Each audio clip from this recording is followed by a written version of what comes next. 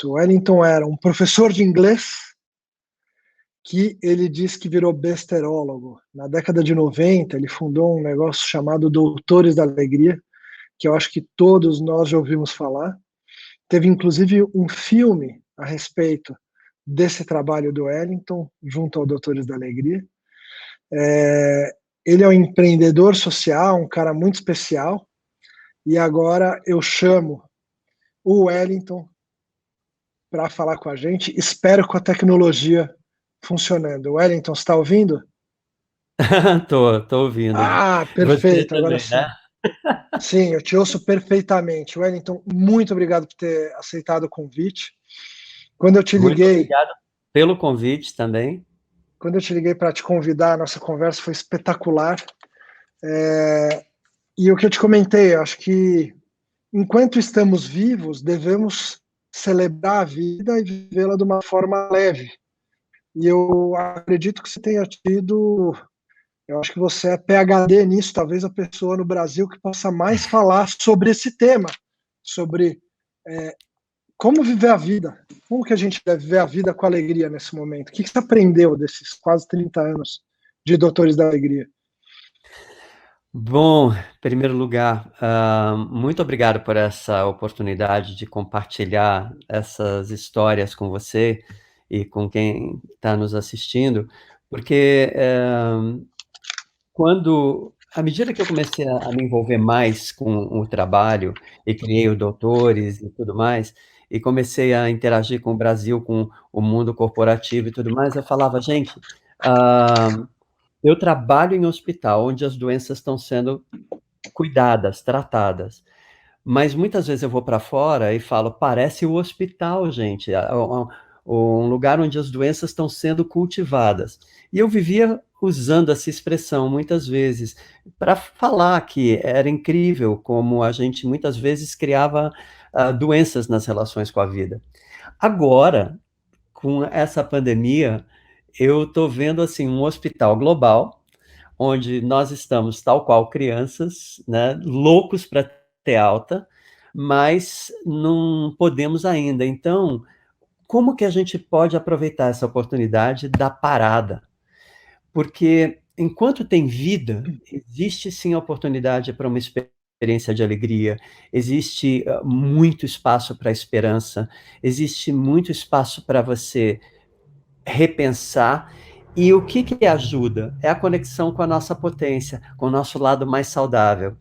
E a alegria é exatamente essa conexão. Então, existe sim a escolha para, num momento como esse, a gente desenvolver e buscar a conexão com a nossa potência e viver experiências de alegria, de crescimento, de ampliação da nossa visão, da nossa percepção.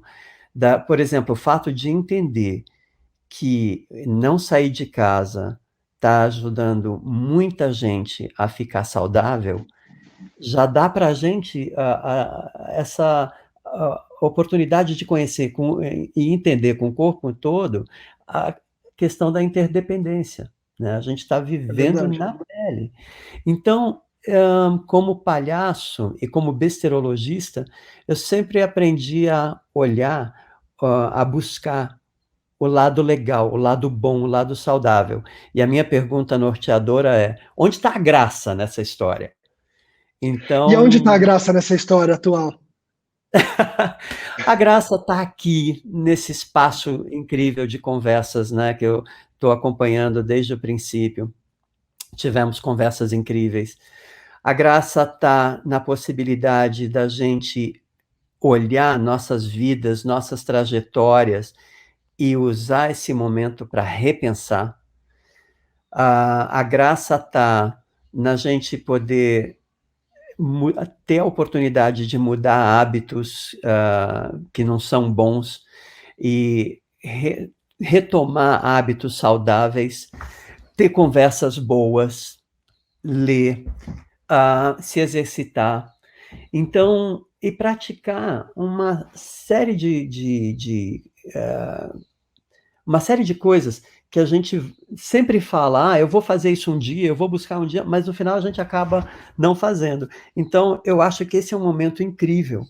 E não é à toa, eu estava ouvindo a Cristiana Arcangeli falar, né? Deus quis que o mundo parasse. Por que a pausa, né? Quantas vezes agora a gente está dando assim um grande respiro global, eu sinto. Então, um prolongadíssimo respiro global. E quando a gente está fazendo isso, é muito forte, porque respirar é a nossa conexão com a vida, né? E uma imagem que eu sempre trago comigo também é que o primeiro sim que a gente dá para a vida é ao sair do ventre materno, a gente Respira. inspira, né? E a última coisa que a gente faz quando a gente morre de causas naturais é expirar. Quer dizer, entre uma inspiração e uma expiração, a gente vive toda uma existência. Então, olha o poder que isso tem, esse fato tem, quando a gente respira conscientemente, a gente está dizendo sim de novo para aquele momento em que a gente saiu do ventre materno. Para mim, a gente está celebrando cada dia de vida que a gente viveu até então. E agora a gente está tendo tempo de poder parar e pensar nisso. Caraca. Então, eu acho que é um momento incrível. Eu Muito, estou isso é muito falando. profundo. Eu tenho um monte de perguntas e não sei nem por qual começo. Eu acho que eu vou começar pela seguinte: pode humor também nesse momento? Você que é Sim, besterologista, pode falar besteira, pensar mas besteira? sim, sim, deve. Ah, principalmente um humor onde a gente também ria de nós mesmos, né? Sim, Todo dia a gente está recebendo, porque é muito importante isso, da gente rir com o outro, não rir do outro. do Isso outro, é sim. uma outra coisa que eu aprendi. É muito mais gostoso, porque aí todo mundo pode participar da brincadeira, da risada. O humor é fundamental em tempos de crise. Eu estava me lembrando de uma história, quando eu comecei a pesquisar, né, o impacto do humor na saúde, nas nossas relações com a vida, eu li um livro que descrevia um piloto de avião de uma companhia americana nos anos 80 tendo que fazer um pouso de emergência, e ele falou para a torre de controle no aeroporto: a emergência é grande, eu vou tentar fazer um pouso de emergência, eu preciso da pista X aberta agora, né?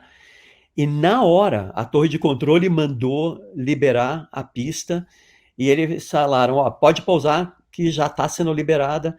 Aí ele falou assim, pô, cara, eu vou usar esse truque mais vezes quando eu precisar dessa pista, que é a minha favorita e é a melhor.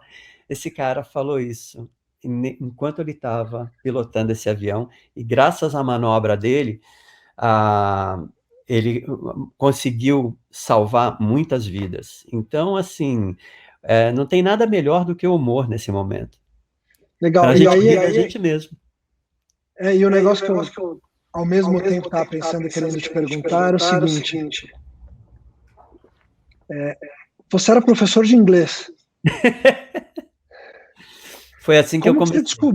Como que você descobriu a besterologia e como é que você fundou o Doutores da Alegria? Você foi para uma carreira muito diferente.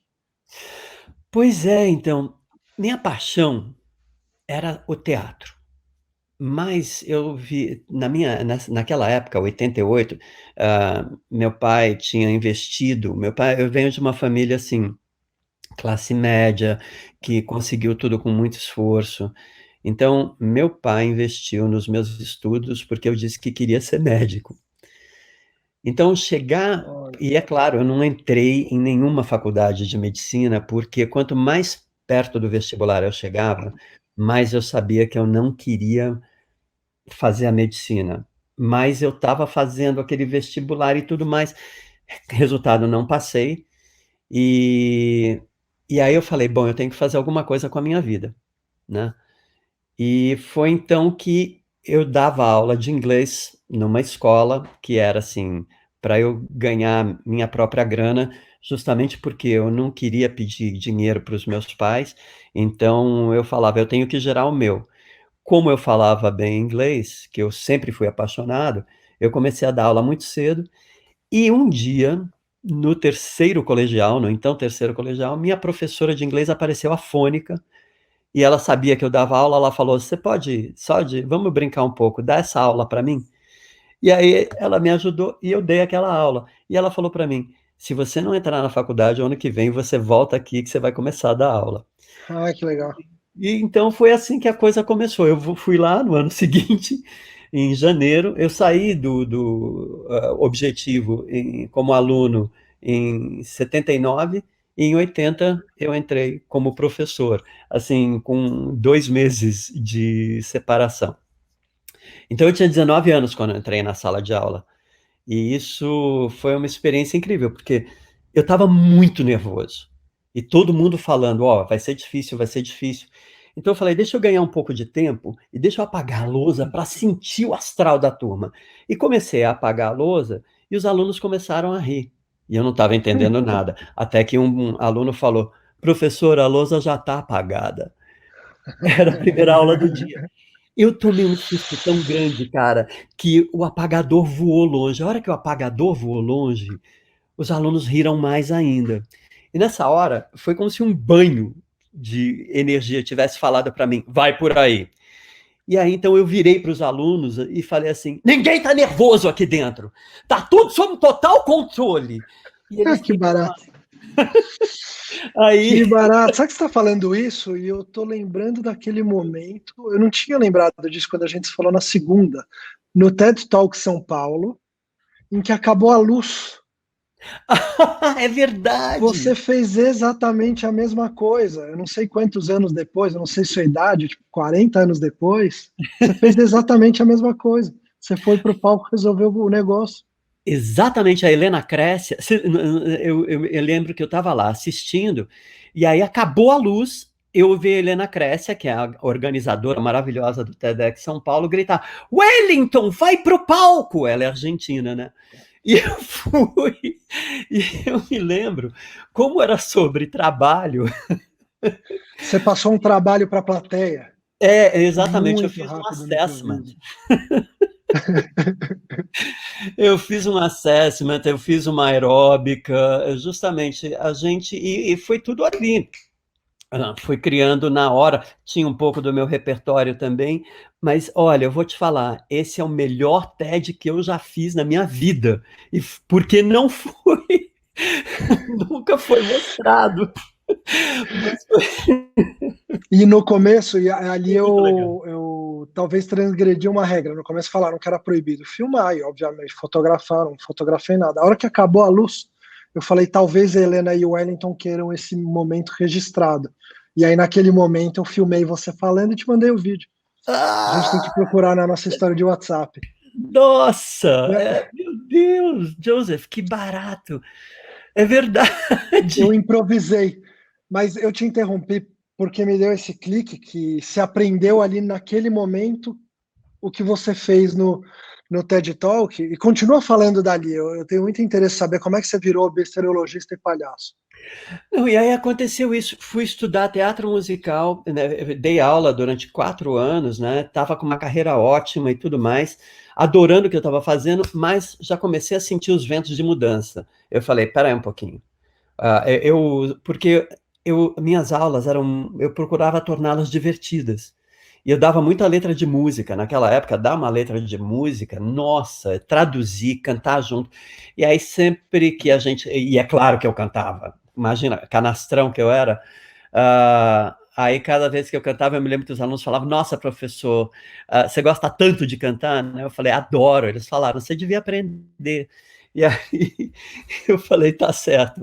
E aí chegou um ponto na minha vida que eu vi que da aula tinha esgotado aquela fase, era hora de eu realmente, assim, ir atrás do meu grande sonho, que na época era estudar teatro musical, ser um artista completo e poder estrelar um musical da Broadway, depois ir para Hollywood, ganhar um Oscar, ser o primeiro ator brasileiro a ganhar um Oscar de melhor ator. Você vê, eu tinha pequenas ambições, né? É maravilhoso isso.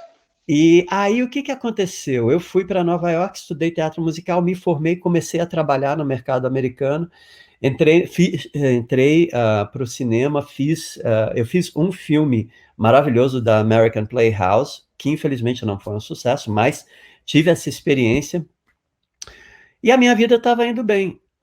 E aí eu estava sentindo assim, poxa, eu queria tanto teatro, eu queria tanto cinema, né? Mas eu agora estou fazendo esse trabalho, eu estou ganhando minha grana fazendo isso, e não está tão divertido como a sala de aula. Olha, Gente, o que está acontecendo de errado? E você vê, a natureza da sala de aula é totalmente interativa. E era um jogo. Cada dia que eu estava em aula, um jogo co-criado pelos sim. alunos e por mim.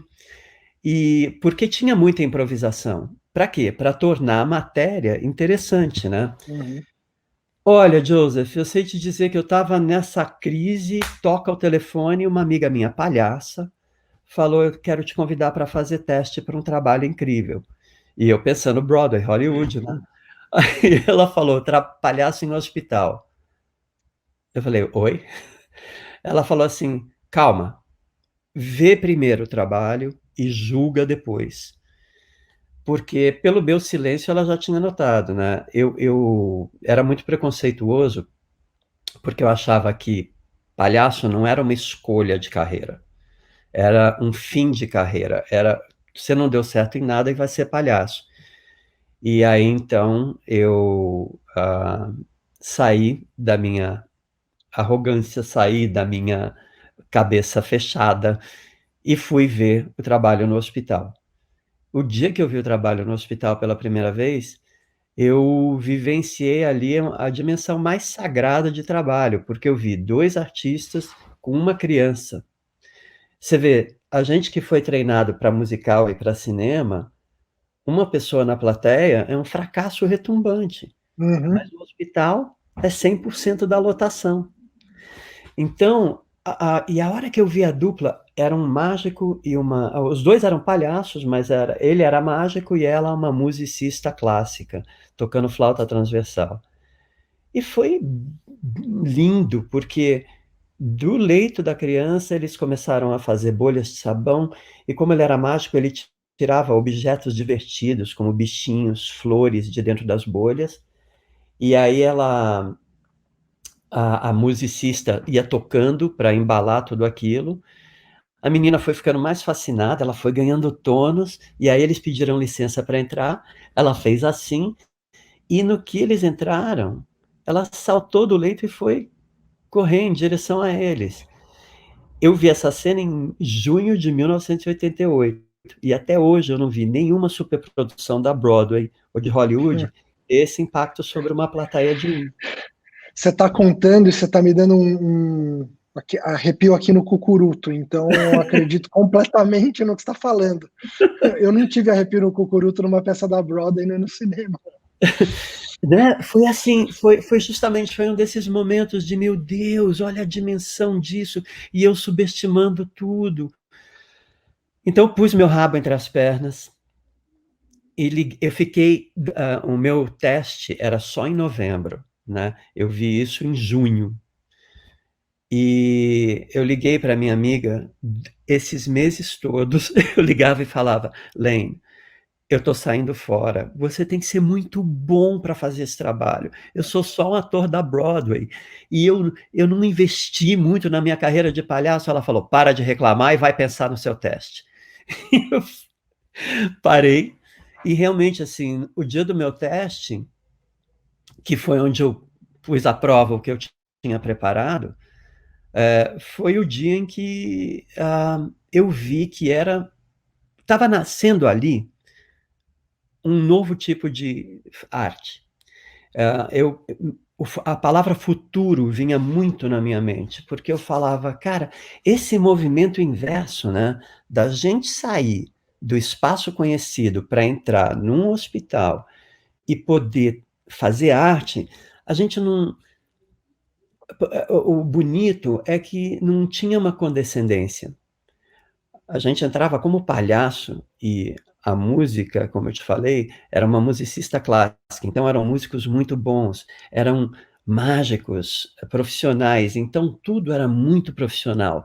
E isso gerava um encantamento na criança, nos pais, nas enfermeiras. E eu, então, comecei a me desenvolver cada vez mais e me aprofundar cada vez mais nessa forma de arte nova, porque era uma coisa inédita. Então, o primeiro programa com continuidade que apareceu com um artista profissional foi esse de Nova York em 1986. Porque antes disso a gente tinha tido Pat Adams nos anos 70, mas ele é um médico que foi estudar para ser palhaço para tornar a medicina divertida.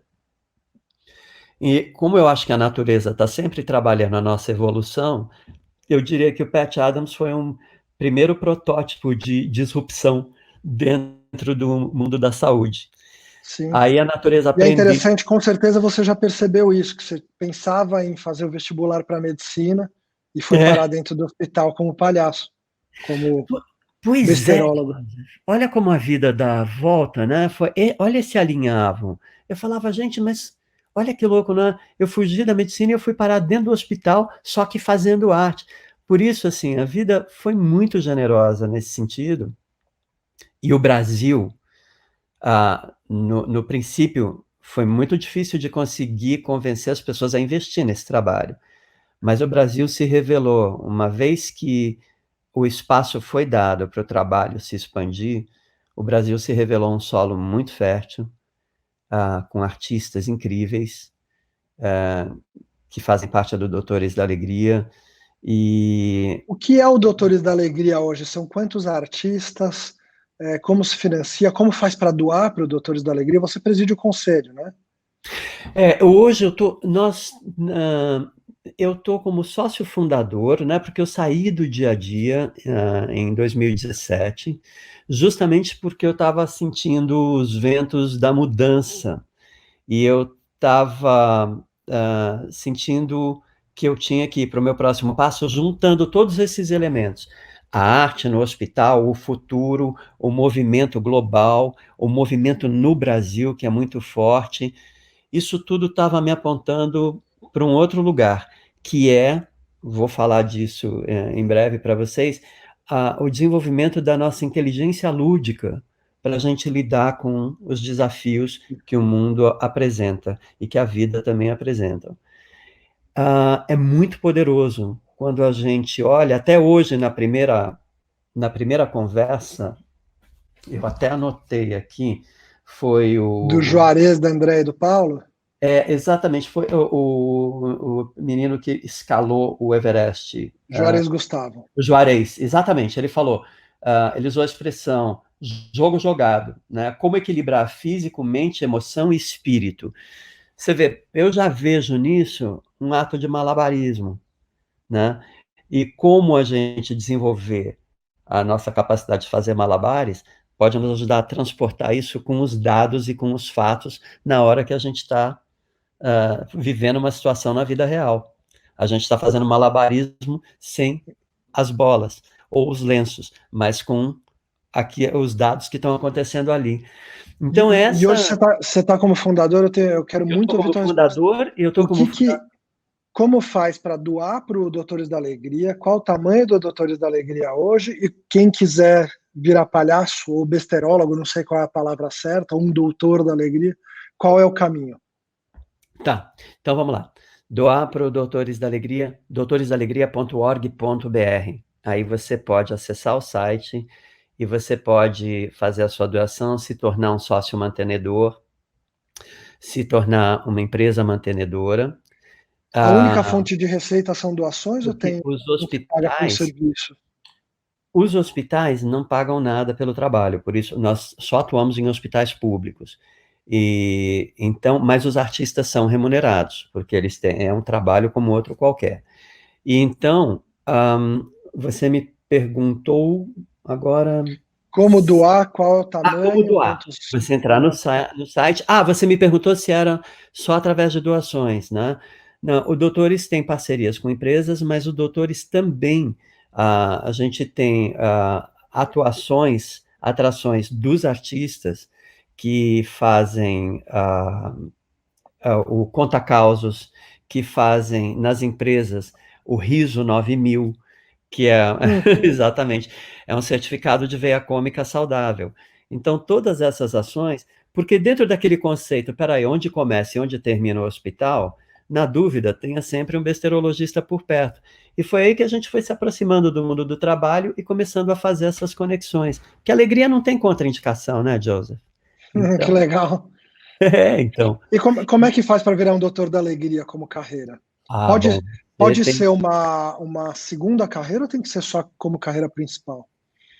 Bom, o principal é você ser um palhaço profissional. Um palhaço é um homem renascentista, porque é um artista que ele tem música, malabares, teatro, mágica, todos esses recursos. Então, são artistas altamente inquietos, curiosos, que estão sempre se reinventando. Então, isso já faz parte da linguagem da gente. E a formação, você precisa dessa formação de palhaço, e depois, uma vez que você passa pelo processo seletivo, aí você vai ser treinado para você poder entender como adaptar todo o teu potencial para o hospital. Então, assim, ser um palhaço, existem hoje espaços de formação no Brasil, o próprio Doutores tem uma escola de palhaços, chamada FPJ, Formação de Jovens Palhaços, que é uma formação de 2 anos e meio para jovens em vulnerabilidade social, e eles ficam 2 anos e meio com a gente recebendo assim uma formação, recebendo uma bolsa para poder ajudar suas famílias, e eles saem com DRT de palhaços profissionais. Para Eu vou te quê? contar porque que eu fiz essa pergunta, porque Faça. te ouvir me deu vontade de colocar isso no meu bucket list, na lista de sonhos, né? De uma hora ter uma perninha a mais na minha anticarreira, no meu portfólio de trabalho, como palhaço, mas se são 2 anos e meio, talvez vai ficar um pouco mais para frente. Mas olha, Joseph, não, mas sabe o que você pode fazer para começar com bucket list? Os doutores têm 2 cursos. Um deles é o Palhaço para Curiosos, que é um curso feito, são 8 terças-feiras, e é um curso que não serve para nada, porque você não vai se tornar palhaço, mas você vai começar a aprender como é que ele vê o mundo e como é que ele se relaciona com ele. E é tudo isso feito numa atmosfera super lúdica, né? E então esse você pode fazer, porque daí você já vai entrando. A formação de palhaço não para nunca. Então você pode começar agora. E tem o do lúdico ao lúcido, então que é também a continuação. Tem muito conhecimento gerado a partir do trabalho dos doutores, então não dá para se guardar para a gente precisa Uhum. compartilhar. Então hoje, só para terminar, eu sou um sócio fundador do Doutores, e eu estou trabalhando com a equipe, fazendo justamente a representação institucional sempre que a oportunidade pede. E na minha nova vida, eu estou trabalhando com empreendedorismo social também, estou temporariamente na Ashoka, e estou trabalhando com o futuro do trabalho, desenvolvimento da inteligência lúdica, brincar para fluir na fase adulta. Você não faz ideia dos benefícios que reaprender a brincar ou resgatar o brincar na fase adulta podem trazer para a nossa saúde mental e a nossa capacidade de lidar com a complexidade de um mundo que está em constante transformação. Que legal. Eu recebi uma mensagem aqui do Matheus que a gente está na hora de convidar o Eastman e de terminar nosso papo.